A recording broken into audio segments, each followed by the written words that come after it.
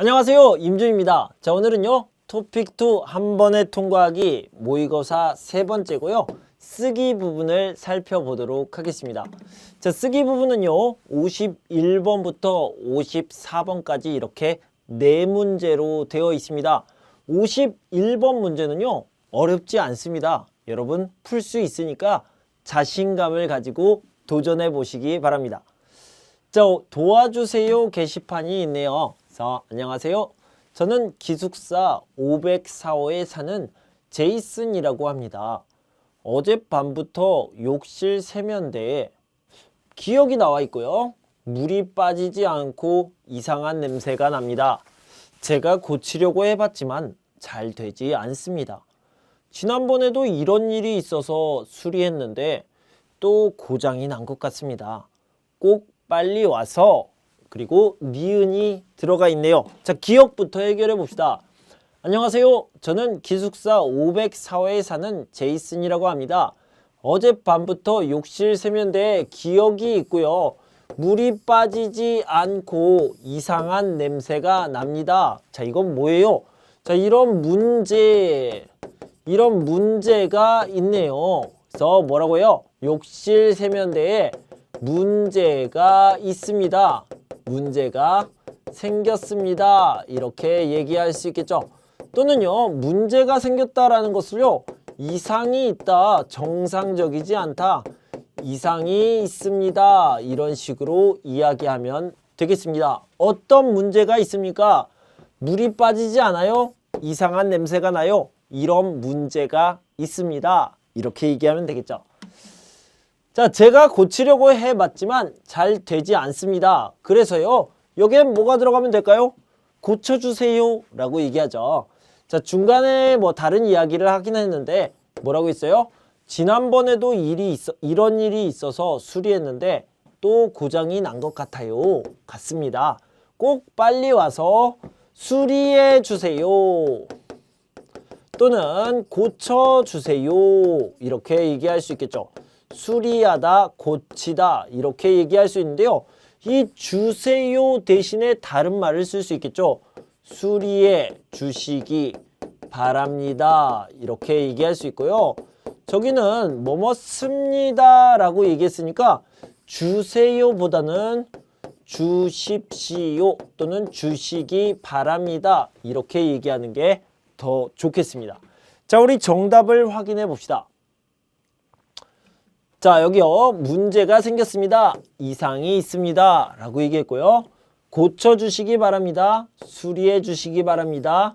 수리해 주시면 좋겠습니다. 이렇게 얘기할 수 있고, 뭐뭐해 주십시오 라고 표현해도 괜찮습니다. 자, 한번 읽어볼게요. 안녕하세요. 저는 기숙사 504호에 사는 제이슨이라고 합니다. 어젯밤부터 욕실 세면대에 문제가 생겼습니다. 물이 빠지지 않고 이상한 냄새가 납니다. 제가 고치려고 했지만 잘 되지 않습니다. 지난번에도 이런 일이 있어서 수리했는데 또 고장이 난 것 같습니다. 꼭 빨리 와서 수리해 주시기 바랍니다. 고쳐 주시기 바랍니다. 이런 식으로 얘기하면 되겠죠. 자, 52번을 보도록 합시다. 자, 52번을 보기 전에요. 한국에는요, 웃으면 복이 와요. 이렇게 얘기하는 것들이 있습니다. 웃으면 복이 와요. 이 말은요, 맞는 것 같아요. 내가 만약에 웃어요. 그러면 좋은 일이 생겨요. 맞는 말 같죠? 그런데요, 보통 우리가 생각하는 것과 반대입니다. 자, 반대라는 것은 뭐냐면, 복이 오면 웃어요.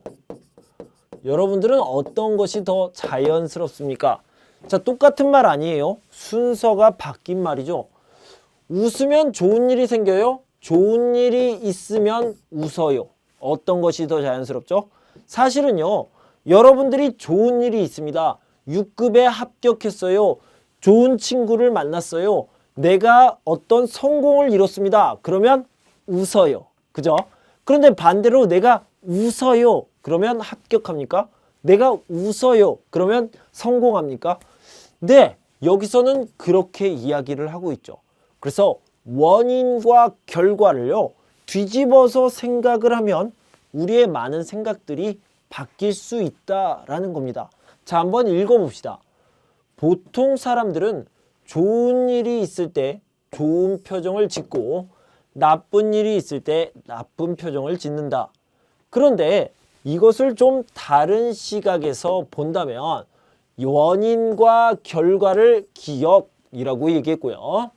즉, 좋은 표정을 지으면 좋은 일이 생기고 나쁜 표정을 지으면 나쁜 일이 생긴다는 것이다. 이렇게 다시 한번 설명을 했네요. 이 부분 중요해요. 이것을 잘 표현한 말이 바로 행복해서 웃는 것이 아니라 웃어서 행복한 것이다 이다. 또 한국에는 웃으면 복이 온다 라는 말이 있는데 이 말에도 이러한 생각이 들어있다. 즉, 좋은 일이 없더라도 항상 웃으면 긍정적으로 생각하다 보면 곧 당연히 웃어야 할 만큼 니은 이렇게 얘기했습니다. 자, 우리 하나씩 해결해 볼게요. 보통 사람들은 좋은 일이 있을 때 좋은 표정을 짓고, 그러니까 이게 원인이고 이게 결과라는 거죠. 그 다음에 나쁜 일이 있을 때 나쁜 표정을 짓는다. 원인과 결과를 얘기하는 거죠. 원인과 결과요. 그런데 이것을 좀 다른 시각에서 본다면 바꾼다면 이거죠. 원인과 결과를 어때요? 바꾸다라고 얘기할 수 있겠죠. 바꾸어 생각해 볼 수 있다.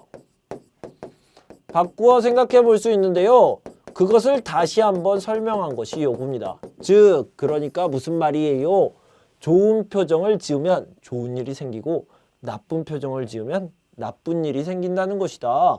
자, 이렇게 정반대로 원인과 결과를 바꾸어 생각하고 있죠. 아니면 다르게 생각하고 있는 겁니다. 자, 두 번째 괄호를 해결해 봅시다. 또 한국에는 웃으면 복이 온다라는 말이 있는데 이 말에도 이러한 생각이 들어있다. 즉, 좋은 일이 없더라도 항상 웃으며 긍정적으로 생각하다 보면 곧 당연히 웃어야 할 만큼 좋은 일. 자, 여기에 있었어요. 좋은 일이 없더라도 좋은 일이 어때요? 좋은 일이 생긴다. 좋은 일이 생긴다는 것이다. 이렇게 얘기할 수 있겠죠. 자, 답을 확인해 봅시다. 좋은 일이 생길 것이다. 이렇게 얘기하고 있죠. 자, 이 답을 넣어서 다시 한번 읽어보도록 할게요. 보통 사람들은 좋은 일이 있을 때 좋은 표정을 짓고 나쁜 일이 있을 때 나쁜 표정을 짓는다. 그런데 이것을 좀 다른 시각에서 본다면 원인과 결과를 바꾸어 생각할 수 있다. 즉, 좋은 표정을 지으면 좋은 일이 생기고 나쁜 표정을 지으면 나쁜 일이 생긴다는 것이다. 이것을 잘 표현한 말이 바로 행복해서 웃는 것이 아니라 웃어서 행복한 것이다 이다. 또 한국에는 웃으면 복이 온다 라는 말이 있는데 이 말에도 이러한 생각이 들어있다. 즉, 좋은 일이 없더라도 항상 웃으며 긍정적으로 생각하다 보면 곧 당연히 웃어야 할 만큼 좋은 일이 생길 것이다. 이렇게 표현할 수 있겠습니다. 자, 52번 문제 중에서는 조금 어려울 수 있는 문제였는데요. 여러분들이 앞뒤 문장을 잘 생각해 보시면 쉽게 답을 구할 수 있을 겁니다.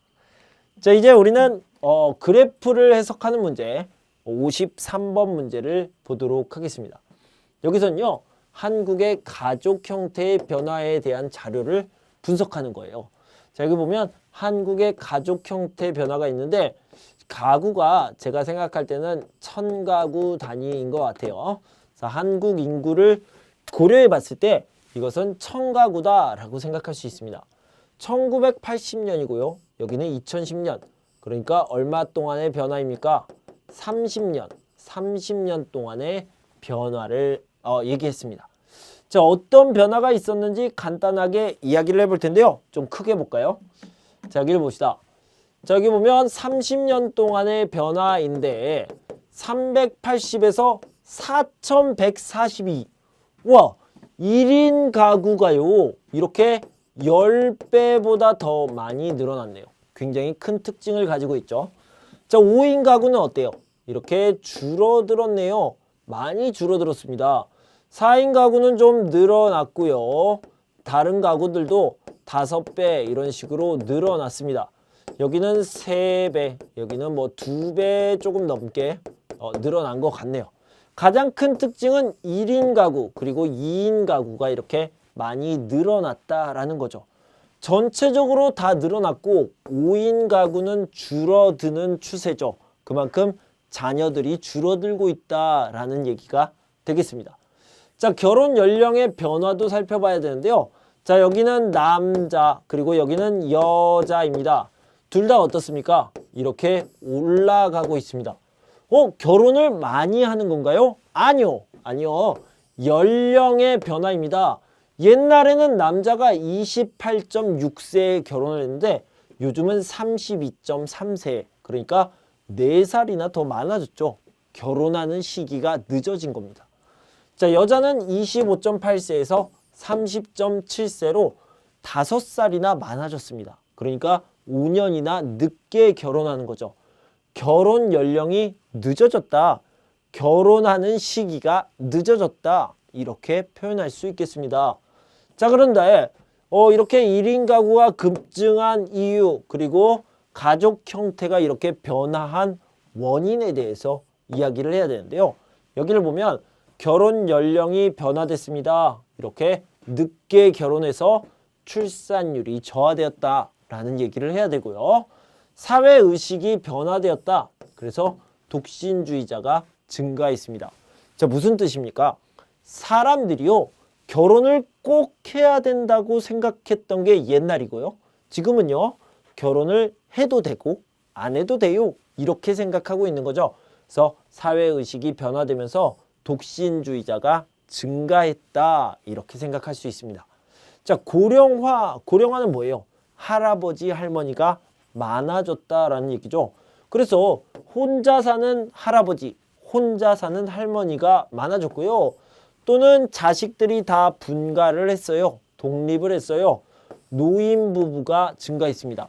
노인부부는 2인 가구가 될 거고요. 독거노인은 1인 가구가 되는 거죠. 그래서 1인 가구와 2인 가구가 폭발적으로 늘어나게 된 겁니다.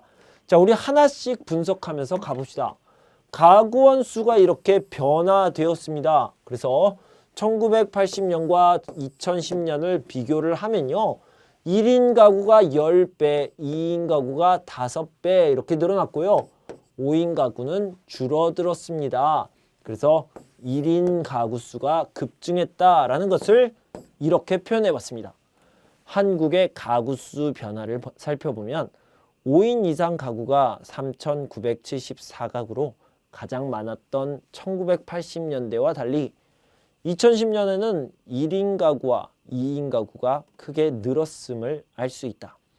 특히 1인 가구는 1980년 383가구에서 2010년 4,142가구로 10배 이상 증가했다.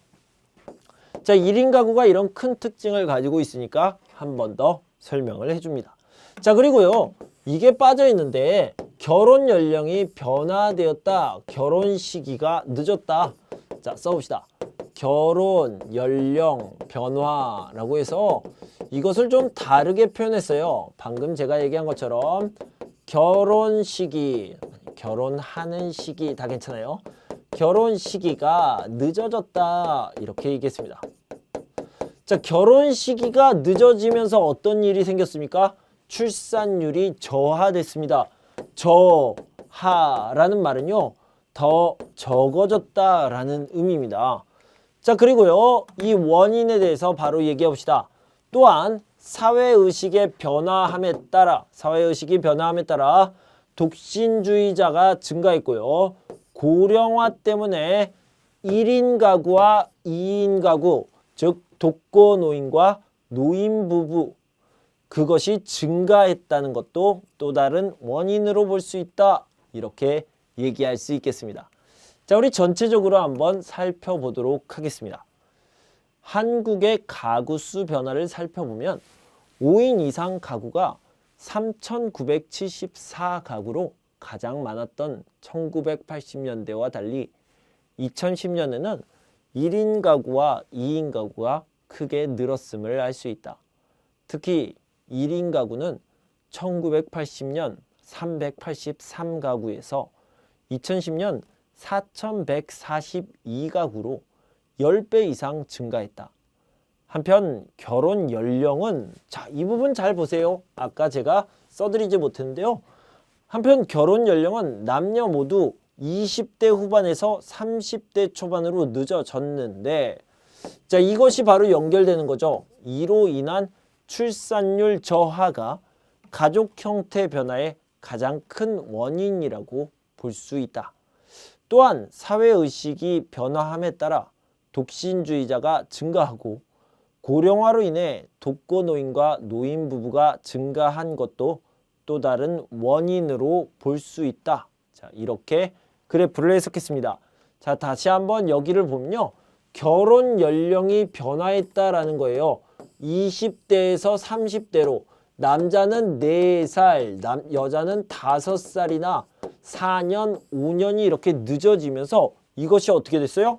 출산율 저하로 늦어졌다라는 거죠. 그래서 이런 특징이 여기에 이렇게 반영이 된 겁니다. 다시 한번 보면 결혼 연령은 남녀 모두 20대 후반에서 30대 초반으로 늦어졌는데 이로 인한 출산율 저하가 가족 형태 변화의 가장 큰 원인이 되었다.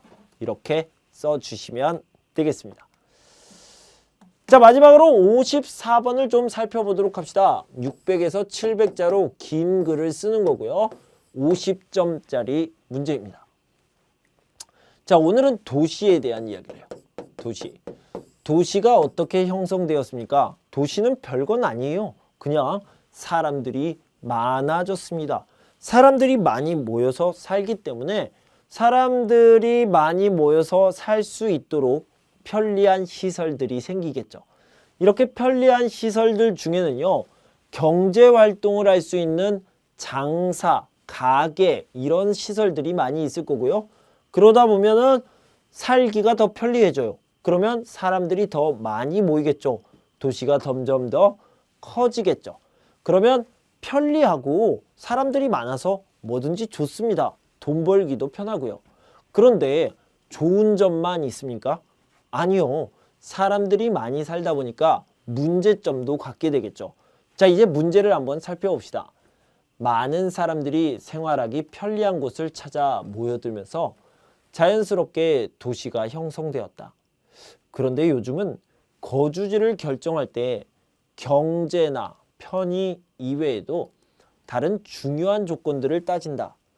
아래의 내용을 중심으로 살기 좋은 도시에 대한 자신의 생각을 쓰라라고 있습니다. 자, 여기부터요. 도시가 가지고 있는 문제점은 무엇입니까? 살기 좋은 도시는 어떤 조건이 있어야 됩니까? 이러한 조건을 갖추기 위해 국가와 개인은 어떤 노력이 필요합니까? 이렇게 얘기했죠. 그래서 첫 번째는 문제점, 두 번째는 살기 좋은 도시의 조건, 세 번째는 좋은 도시를 만들기 위한 노력, 이런 것들을 알아보면 되겠습니다. 자, 시작합시다. 도시가 가지고 있는 문제점에 대해서 먼저 이야기를 해보도록 할게요. 도시가 가지고 있는 문제점은 어떤 것들이 있을까요? 자, 도시란 무엇입니까? 그리고 도시에는 장점, 좋은 점이 있고요. 도시의 문제점, 자, 문제점을 이렇게 좀 부각시켜야 되겠죠. 자, 어떻게 쓰면 좋을까요? 봅시다. 도시는 많은 사람이 한 곳에 모여 살면서 형성된다. 이로 인해 도시에는 편의시설들이 생기고 교통도 발달하게 되지만 주택 문제, 교통 문제, 환경 문제 등과 같은 여러 가지 문제점이 발생하기도 한다. 인구가 늘어나면서 살 집이 부족해지고 교통체증이 심해지는 것은 물론 환경오염 문제도 심각해지는 것이다. 이렇게 이야기를 했습니다. 자, 다시 한번요. 도시의 문제점을 이야기하기 전에 여러분들이요, 도시란 무엇입니까? 이것을 생각하면 좋아요. 왜냐면요, 도시가 무엇인지 알아야지 도시의 장점은 뭐고 도시의 단점은 뭔지 쉽게 알 수 있습니다. 자, 그래서요. 도시라는 것은 복잡하게 생각하지 말고 사람이 많이 있는 곳이다. 이렇게 생각하면 됩니다. 사람이 많이 있으면 뭐가 좋아요? 이걸 생각해 보면요. 돈 벌기가 쉬워요. 직장이 많아요. 경제적으로 도움이 되는 것이죠. 그리고요. 가게가 많이 있습니다. 교통도 편리합니다. 그래서 편의시설이 많이 있다. 이렇게 생각하면 되겠죠. 자, 이런 장점이 있는 반면 당연히 단점도 있겠죠. 왜 단점이 생깁니까? 사람이 많으니까요. 사람이 많으면 뭐가 힘들어요? 집이 부족합니다. 주택 문제가 있죠. 자, 그다음에 사람이 많이 있으면 시끄러워요. 소음 문제가 있죠. 사람이 많이 있으면 차가 막혀요. 교통 문제가 있겠죠. 사람이 많이 있으면요. 쓰레기가 많아집니다. 물이 더러워져요. 그래서 환경 문제가 발생할 수 있다. 자, 여러분들이 충분히 생각할 수 있는 것들을 이렇게 정리한 겁니다. 그래서 여러분들이요. 머릿속에 정리한 다음에 써보세요. 직접 써보시면 도움이 많이 될 겁니다. 자, 그다음에요. 살기 좋은 도시 어떤 도시입니까? 자, 이런 많은 문제점들을 극복을 해야 되는데 어떤 조건이 가장 좋겠습니까? 자, 어떤 조건이 중요할까요? 돈 많이 벌어야 됩니까? 경제, 교통이 편리해야 됩니까? 아니면 치안이 뭐예요? 도둑, 강도, 살인 이런 범죄가 많은 것이 안 좋죠. 이 안전이라는 것은 치안이라고 얘기합니다. 경찰들이 도둑들을 잘 잡고 있습니까? 안전합니까? 요즘은요. 치안에 대해서 어떻게 이야기하고 있냐면 밤 10시가 됐습니다. 밤 10시가 됐는데 여러분들이 편의점에 가서 음료수를 사서 다시 집으로 돌아옵니다. 그런데 안전할 가능성, 그러니까 문제가 없을 가능성이 얼마나 됩니까? 그런 의미에서 서울은 치안이 잘 되어 있다고 보더라고요. 그러니까 안전한지, 범죄로부터 안전한지를 이야기하고 있죠. 자, 그다음에 편의시설이 많이 있습니까? 환경이 괜찮습니까? 자연환경이 좋습니까? 문화가 있습니까? 교육시설이 있습니까? 여러 가지가 있겠죠. 그런데 이 모든 조건을 다 쓸 수 없어요. 그래서 선생님은 세 가지만 한번 추려봤습니다. 세 가지를 선택했는데요. 저는 역시 안전이 중요하다고 생각을 했어요. 그리고요. 환경도 중요하다고 생각했고요. 문화 부분도 중요하다고 생각했습니다.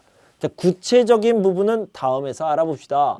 자, 이 치안이라는 것은 방금 이야기했던 대로 범죄로부터 안전한 것을 이야기하는 거죠. 도둑, 강도, 살인 이런 것들로부터. 자, 읽어볼게요. 그렇다면 좋은 도시란 무엇일까? 대부분 좋은 도시라 하면 기술이 발달하고 경제력을 갖춘 도시를 떠올릴 것이다. 하지만 살기 좋은 도시의 조건을 묻는다면 조금 달라진다. 먼저 살기 좋은 도시는 치안이 보장된 곳이다. 정치적 분쟁이 계속되거나 범죄로부터 안전을 보장받지 못한다면 안심하고 살 수 없기 때문이다. 자, 좋은 도시, 잘 사는 도시 이런 것이 아니라요. 살기 좋은 도시, 그러니까 내가 생활하기에 좋은 도시는요. 안전이 제일 중요하겠죠. 내가 안전하고 가족들이 안전한 것이 가장 중요하다는 겁니다. 자, 두 번째는 환경입니다. 살기 좋은 도시의 두 번째 조건은요. 쾌적한 주변 환경입니다. 환경이 깨끗하지 않으면 만약에 주변에 쓰레기가 많이 있다거나 아니면 보기 안 좋은 시설들이 있다면 살기가 좋겠어요? 아니죠. 항상 불쾌하겠죠. 그래서 환경이 깨끗하지 못한 곳에서 살면 몸도 마음도 건강할 수 없기 때문이다. 그래서 환경도 아주 중요하다는 겁니다. 자, 마지막엔 무엇입니까? 문화 부분이 굉장히 중요하다고 생각합니다. 자, 어떤 도시에 가든지 그 도시만의 고유의 오리지널 문화가 있습니다. 그래서 그런 문화가 발달하거나 문화가 유니크, 독특한 곳이면 좋겠습니다. 그것이 하나의 중요한 조건이라고 생각하고요. 꼭 그 도시만의 문화가 아니라 여러 문화가 섞여서 융합된 문화, 이런 것들이 있어도 굉장히 멋있을 것 같아요. 제가 선택한 것은요, 문화 부분입니다. 끝으로 살기 좋은 도시는 문화가 발달한 도시이다. 이때 문화란 도시 고유의 특성만을 의미하는 것이 아니다. 다른 지역 또는 타국의 다양한 문화까지도 존중받는 곳이야말로 진짜 좋은 도시라 할 수 있다. 그러니까 그 도시만의 고유한 문화가 있고요. 다른 곳으로부터 온 문화도 존중받을 수 있는 그 정도의 수준, 의식 수준이 있어야 된다는 거죠. 자, 마지막으로는요, 이런 것들이 있습니다. 이런 조건을 갖추기 위해 국가와 개인이 노력을 해야 됩니다. 어떻게 해요? 함께 노력을 해야 되죠. 자, 그럼 정부는 어떤 노력? 시민은 어떤 노력? 정부는요, 정책을 마련하고 시설을 정비해야 되죠. 자, 정책을 마련하고 시설을 정비하는데 국민들의 세금을 쏟아 부을 수 있는 거죠. 투자할 수 있는 거고요. 그럼 시민들은 이 세금을 내겠죠. 그리고만 되는 게 아니라 공동체 의식과 높은 수준의 문화 의식이 필요하다는 겁니다. 자, 그러니까 정부에서는 리더의 역할을 해야 되겠죠. 그래서 이렇게 하는 게 좋겠습니다. 정책, 팔리시를 만들어야 되고요. 그 다음에 세금을 사용하는데, 시설을 정비하는데 사용해야 된다는 거죠.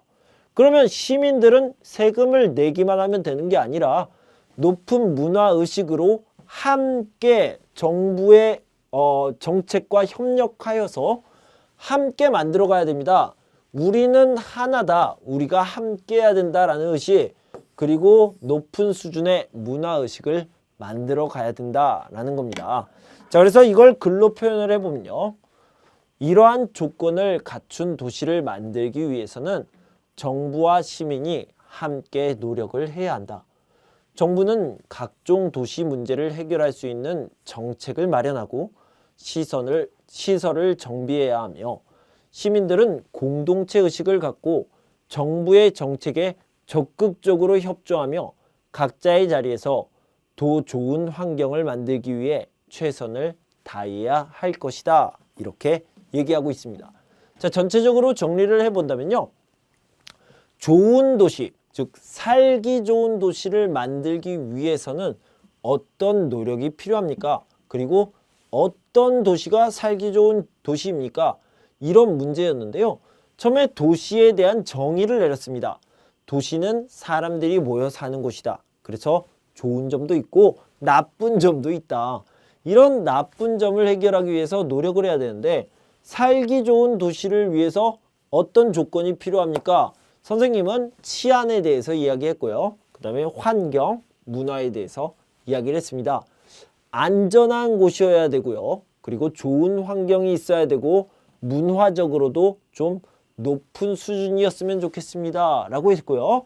마지막에는 이거, 개인과 정부가 어떤 노력을 해야 됩니까? 정부는 좋은 정책, 시설 정비, 그리고 개인은 높은 의식 수준을 가지고 정부의 정책에 협조해야 된다. 이렇게 글을 마무리하면 되겠습니다. 자, 여러분 공부하시느라 수고 많으셨습니다. 자, 쓰기가 이렇게 끝났는데요. 이제 하나만 남겨놓고 있습니다. 자, 3회 듣기 부분을 가지고 저는 다시 돌아올 텐데요. 그때까지 여러분 건강하고 행복하세요. 감사합니다.